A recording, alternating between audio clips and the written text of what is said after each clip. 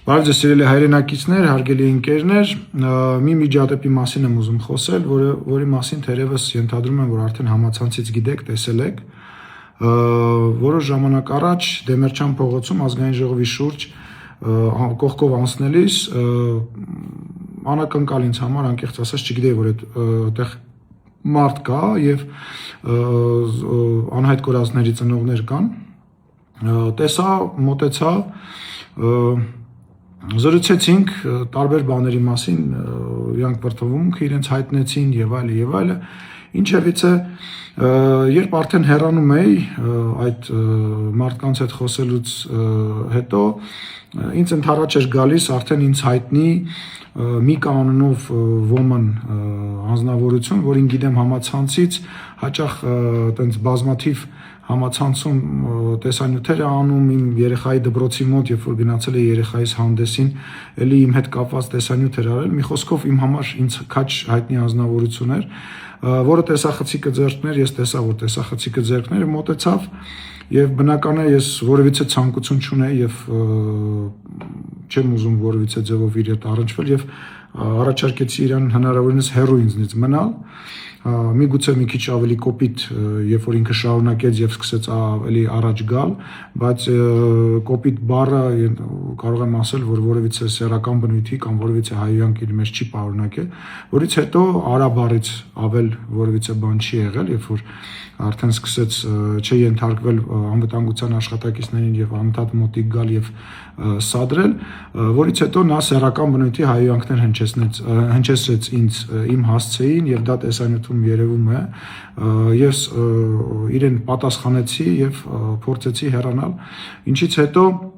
Եվս մեկ անձնավորություն մոտեցավ, որին անկեղծ ասած չէի ճանաչում, կարծելով, որ դա անհայտ կորածների ծնողներից մեկն է, միգուցե ինչ-որ քաղաքացի է, փորձեցի հասկանալ ինչ է, բայց ի պատասխան տեսա, որ լսեցի, որ պարզվեց, որ այդ անձնավորությունը եկել էր իր ընկերոջ ինչպես ինքը արտահայտվում էր, բարի համբավը պաշտպաներ եւ ով որ իմ ընկերոջը ես նրա սենսը նենցը խոսույթով սկսեց մոտենալ եւ թռնել իմ ուղղությամբ, որին ոստիկանները հետագայում հեռացրեցին, հետո պարզվեց, որ ես իմ ինչ-որ կուսակցության ղեկավար, թե չգիտեմ ով է, մի խոսքով անուն էլ անկեղծ ասած չգիտեմ, ինչ-որ ճակատ կուսակցության ղեկավար, թե ով է, որից հետո նորից հանդիպեցի անհայտ կորածների հարազատներին, որոնց արդեն ճանաչում էի, մի փոքր զրույց ունեցանք, թե ինչ պետք է լինի, թե ինչ կարելի է անել եւ այլն իրենց խնդրի հետ կապված, բան պայմանավորվեցինք, գիտեք, այսքանից հետո բան պայմանավորվեցինք, որ ես կճշտեմ, իրենց կփոխանցեմ, բայց հասկանալով, որ իրավիճակը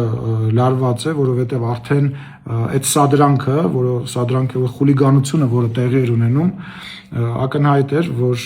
արդեն նյարդ էր մտցրել այնտեղ հավաքված ժողովրդին եւ որոշ մարդիկ չգիտեին ինչ էր կատարվում, մարդիկ էին մոտենում, որոնք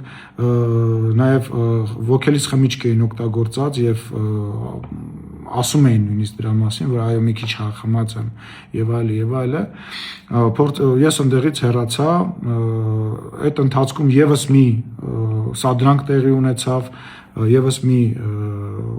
քաղաքացի մոտեցավ եւ նույն տրամաբանության մեջ բաղ իմ ընկերոջը եւ այլը։ Մի խոսքով Դեմերչյան փողոցի վրա այսօր մի սադրանքների շարանի միջով եմ անցել, բայց մի բան պետք է ասեմ, ուրեմն նախ շատ ցավալի է եւ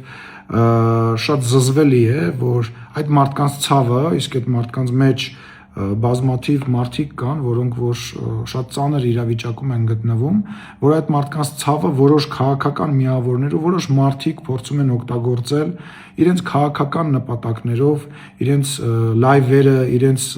չգիտեմ, քաղաքական վարկանիշը բարձրացնելու համար եւ նման սադրանքների են դիմում, այսինքն հենվելով այդ մարդկանց ցավի, այդ մարդկանց էմոցիայի վրա փորձում են նման սադրանքներ իրականացնել Ես ցավում եմ դրա համար եւ պետք է ասեմ, որ չի անցնելու այդ սադրանքները, այո դժվար է, ինձ էլ է դժվար էմոցիոնալ առումով, մարդկային առումով նման իրավիճակներում հայտնվելը եւ հույս ունեմ, որ յուրաքանչյուր քաղաքացի, ով հիմա լսում է, մոտավորապես նայելով տեսանյութերը կարող է պատկերացնել այդ իրավիճակը, որը որ ես ձեզ նկարագրեցի։